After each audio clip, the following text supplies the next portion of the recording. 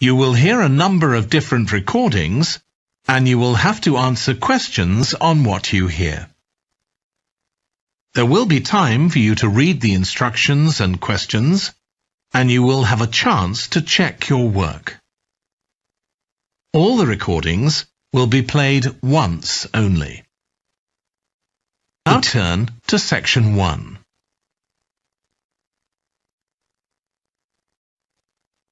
Section 1. You will hear a man phoning the customer services manager of a hotel to get information about holding a conference there. First, you have some time to look at questions 1 to 5.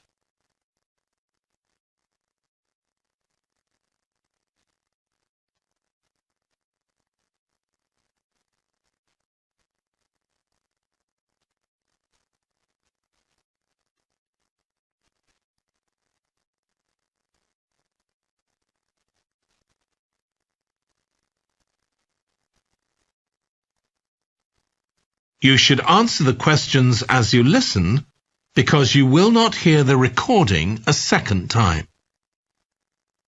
Listen carefully and answer questions 1 to 5. Hello, Flanders Conference Hotel. Oh, hi. I wanted to ask about conference facilities at the hotel. Have I come through to the right person? You have. I'm the customer services manager. My name's Angela. So, how can I help you? Well, I'm calling from Barrett & Stanson's. We're a medical company based in Perth. Oh, yes? And we're organising a conference for our clients to be held in Sydney. It'll be held over 2 days, and we're expecting about 50 or 60 people. When were you thinking of having it? Sometime early next year, like the end of January. It'd have to be a weekend. Let me see. Our conference facilities are already booked for the weekend beginning January the 28th. We could do the first weekend in February. How about January the 21st? I'm afraid that's booked too. Well, let's go for the February date then. So, that's the weekend beginning the 4th. Okay. Now, can you tell me a bit about what conference facilities you have? Sure. So, for talks and presentations, we have the Tesla room. Sorry? Tesla, that's spelled T-E-S-L-A. It holds up to 100 people, and it's fully equipped with a projector and so on. How about a microphone? Yes, that'll be all set up ready for you. And there'll be one that members of the audience can use too, for questions if necessary. Fine. And we'll also need some sort of open area where people can sit and have a cup of coffee. And we'd like to have an exhibition of our products and services there as well, so that'll need to be quite a big space. That's fine. There's a central atrium with all those facilities, and you can come before the conference starts if you want to set everything up. Great. And I presume there's Wi-Fi? Oh, yes. That's free and available throughout the hotel. Okay. Would you also like us to provide a buffet lunch? We can do a 2-course meal with a number of different options. What sort of price are we looking at for that? Well, I can send you a copy of the standard menu. That's $45 per person. Or you can have the special for $25 more. I think the standard should be okay, but yes, send me the menu. Before you hear the rest of the conversation, you have some time to look at questions 6 to 10.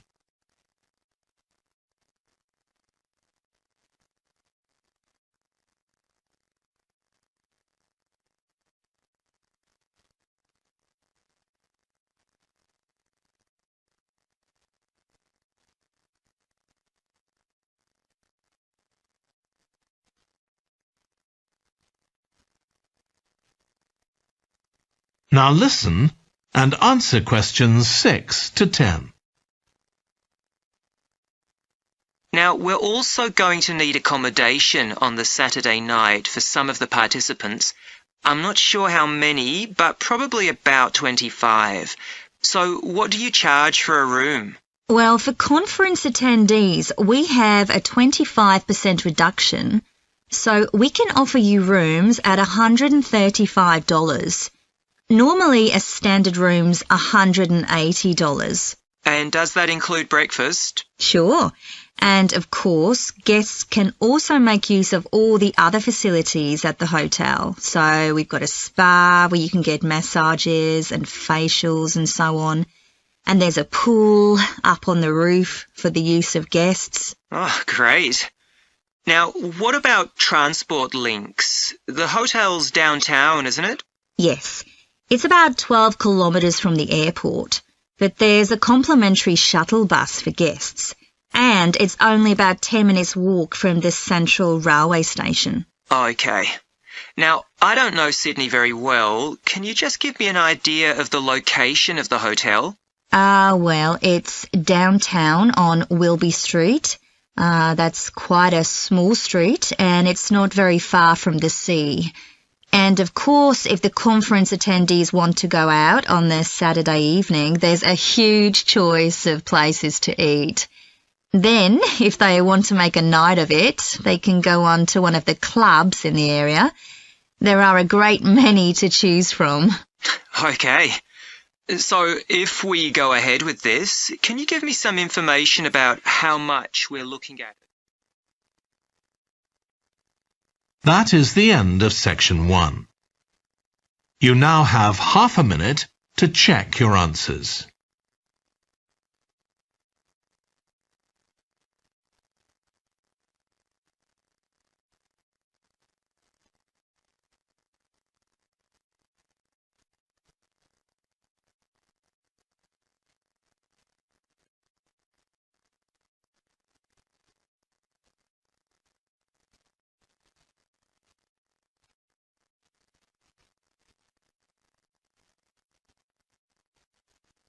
Now turn to section 2.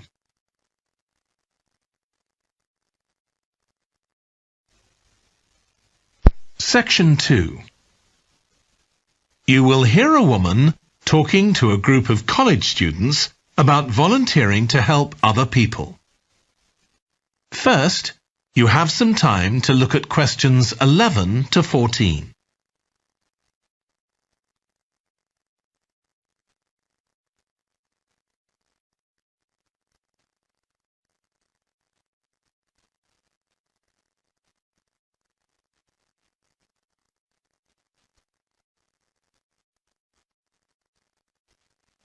Now listen carefully and answer questions 11 to 14. Good morning. My name's Lucy Crittenden, and I'm the Director of Operations for an organisation that arranges volunteering in this part of the country. I'm hoping I can persuade one or two of you to become volunteers yourselves. Let me start by briefly explaining what we mean by volunteering. Volunteers are teenagers and adults who choose to spend some time unpaid helping other people in some way. Most volunteers devote 2 or 3 hours to this every week, while a few do much more. The people they help may have physical or behavioural difficulties, for example. Volunteers can do all sorts of things, depending on their own abilities and interests. If they're supporting a family that's struggling, for example, they may be able to give them tips on cooking, or recommend how to plan their budget, or how to shop sensibly on their income. They might even do some painting or wallpapering, perhaps alongside any members of the family who are able to do it. Or even do some babysitting, so that parents can go out for a while. The benefit from volunteering isn't only for the people being helped. Volunteers also gain from it. They're using their skills to cope with somebody's mental or physical ill health, and volunteering may be a valuable element of their CV when they're applying for jobs. Employers usually look favourably on someone who's given up time to help others. Significantly, Most volunteers feel that what they're doing gives them a purpose in their lives. And in my opinion, they're lucky in that respect, as many people don't have that feeling. Before you hear the rest of the talk, you have some time to look at questions 15 to 20.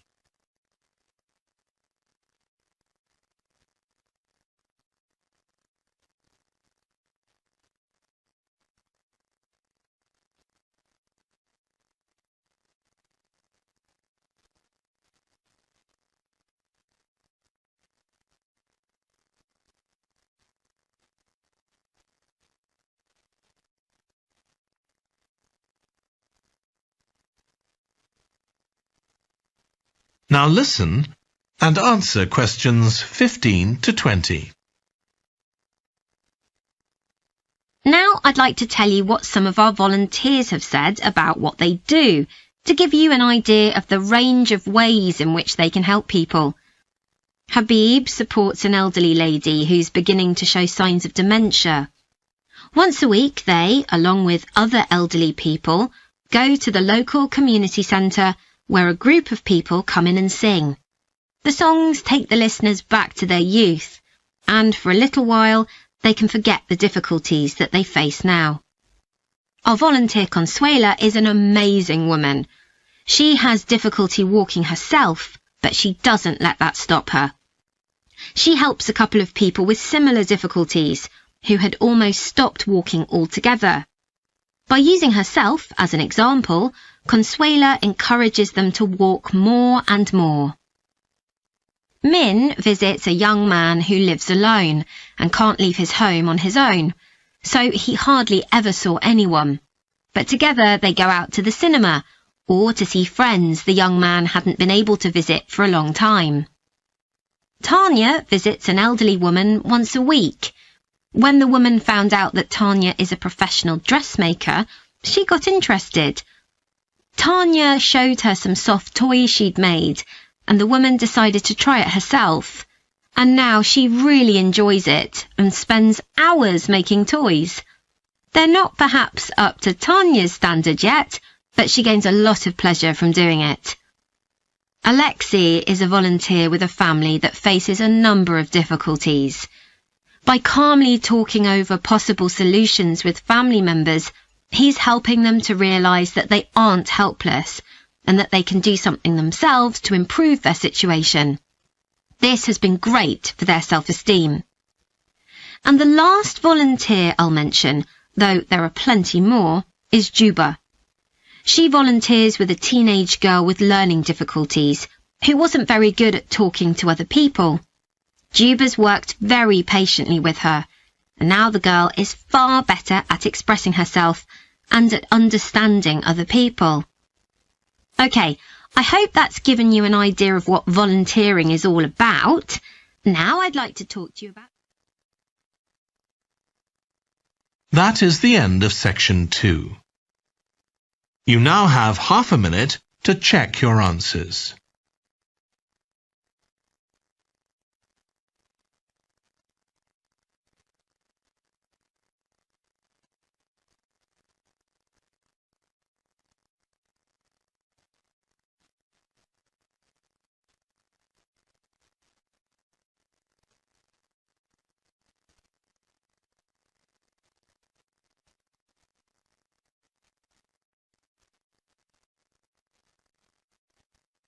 Now turn to section 3.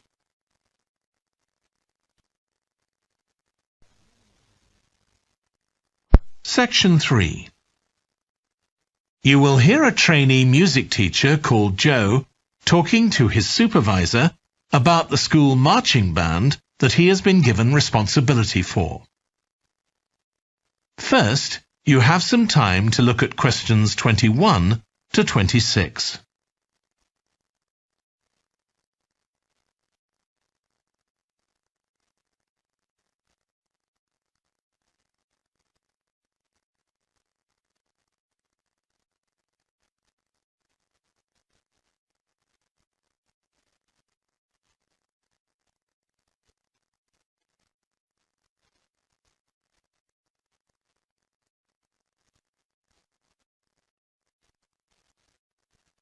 Now listen carefully and answer questions 21 to 26. So, how are you getting on with your teaching practice at the high school, Joe? Well, I've been put in charge of the school marching band, and it's quite a responsibility. I'd like to talk it over with you. Go ahead. You better start by giving me a bit of background. Okay. Well, the band has students in it from all years. So they're aged 11 to 18, and there are about 50 of them altogether. It's quite a popular activity within the school.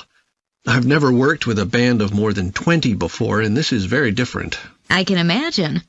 They aren't really good enough to enter national band competitions, but they're in a regional one later in the term. Even if they don't win, and I don't expect them to, hopefully it'll be an incentive for them to try and improve. Yes, hopefully. Well, now the town council's organizing a carnival in the summer, and the band has been asked to perform. If you ask me, they aren't really up to it yet, and I need to get them functioning better as a band, and in a very short time.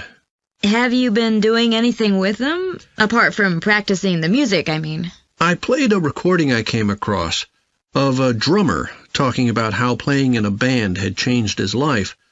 I think it was an after-dinner speech. I thought it was pretty inspiring, because being in the band had stopped him from getting involved in crime. The students seemed to find it interesting, too. That's good. I'm planning to show them that old film from the 1940s, Strike Up the Band, and talk about it with the students. What do you think? Good idea. As it's about a school band, it might make the students realize how much they can achieve if they work together. That's what I've got in mind. I'm hoping I can take some of the band to a parade that's going to take place next month. A couple of marching bands will be performing, and the atmosphere should be quite exciting. It depends on whether I can persuade the school to hire a coach or two to take us there. They sound like good ideas to me. Thanks. Before you hear the rest of the discussion, you have some time to look at questions 27 to 30.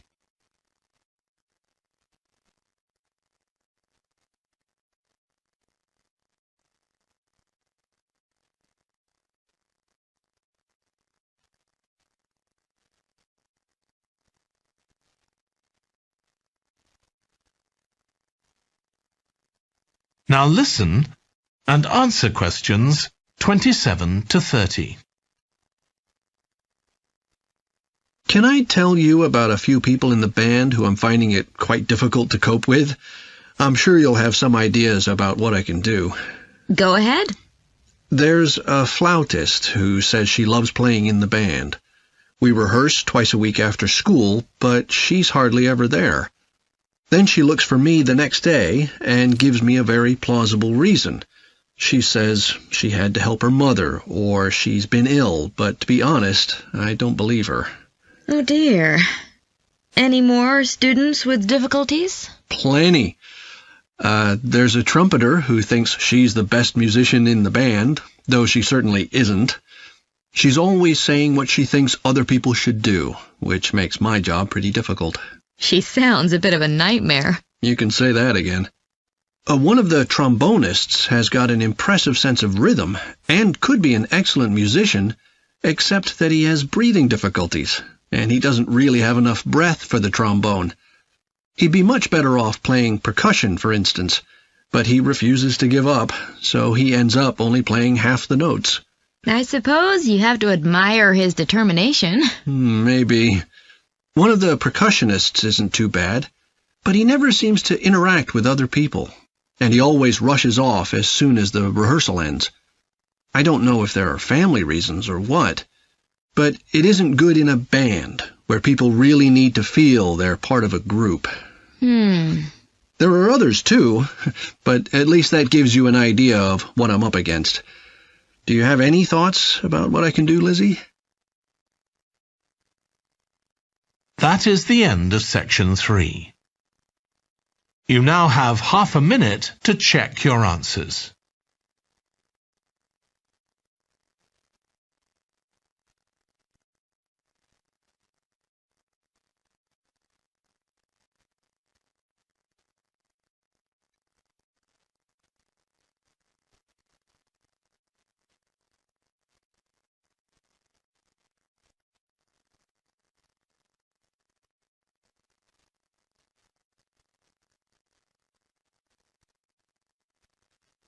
Now turn to Section 4.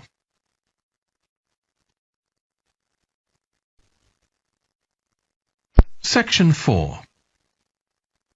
You will hear a British University lecturer in music talking about concerts in an arts festival. First, you have some time to look at questions 31 to 40.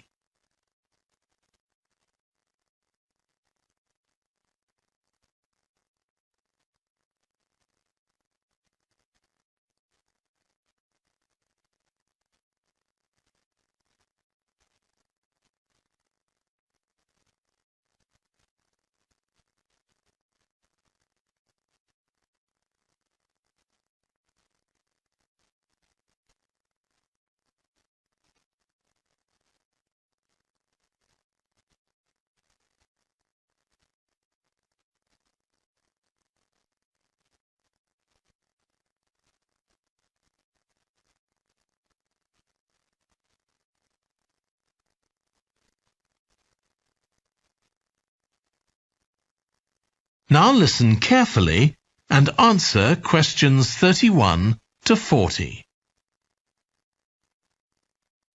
As you all know, the university is planning an arts festival for later this year, and here in the music department we've planned 3 concerts. These will be public performances, and the programme has just been finalised. The theme of the festival is links between the UK and Australia, and this is reflected in the music.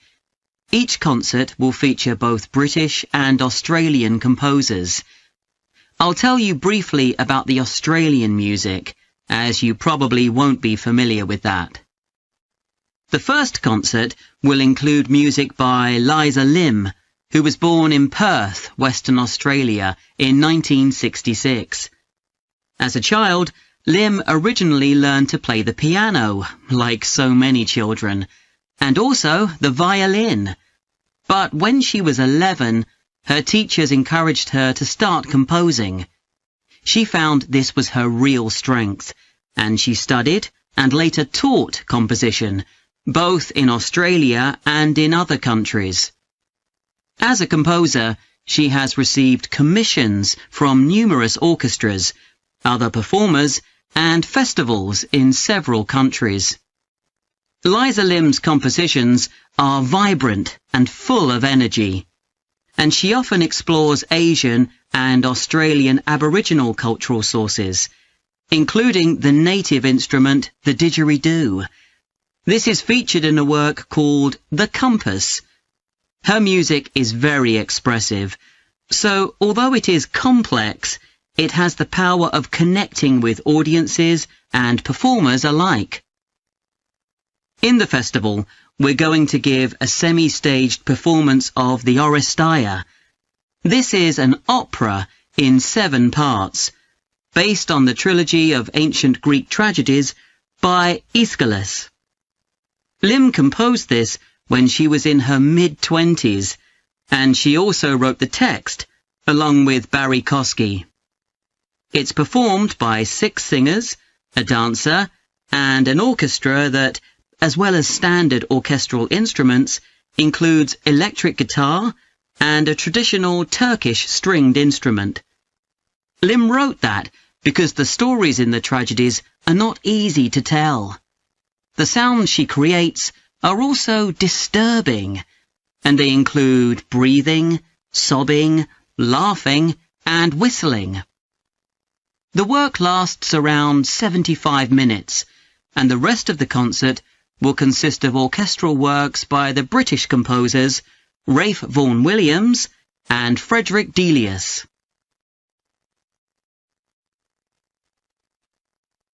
Moving on now to our second concert. This will begin with instrumental music by British composers Benjamin Britten and Judith Weir. After the interval, we'll go to Australia for a piece by Ross Edwards, The Tower of Remoteness. According to Edwards, the inspiration for this piece came from nature, when he was sitting alone in the dry bed of a creek, overshadowed by the leaves of palm trees, listening to the birds and insects. The Tower of Remoteness is scored for piano and clarinet. Edward says he realized years after writing the piece that he had subconsciously modelled its opening phrase on a bird call. Ross Edwards was born in 1943 in Sydney, Australia, and studied at the Sydney Conservatorium of Music and the Universities of Adelaide and Sydney. He's well known in Australia, and in fact, he's one of the country's most performed composers. He's written a wide range of music, from symphonies and concertos to some composed specifically for children.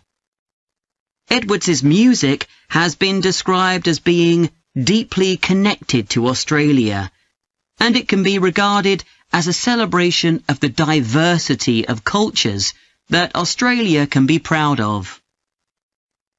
The last of the three Australian composers to be represented in our festival is Carl Vine. Born in 1954, Vine, like Liza Lim, comes from Perth, Western Australia. He took up the cornet at the age of 5, switching to the piano 5 years later. However, he went to university to study physics before changing to composition. After graduating, he moved to Sydney and worked as a freelance pianist and composer. Before long, he had become prominent in Australia as a composer for dance, and in fact has written 25 scores of that type. In our third concert, Vine will be represented by his music for the flag handover ceremony of the Olympics held in 1996. This 7-minute orchestral piece was of course heard by millions of people worldwide, and we'll hear it alongside works written by British composers Edward Elgar and, more recently, Thomas Adès. That is the end of section 4. You now have half a minute to check your answers.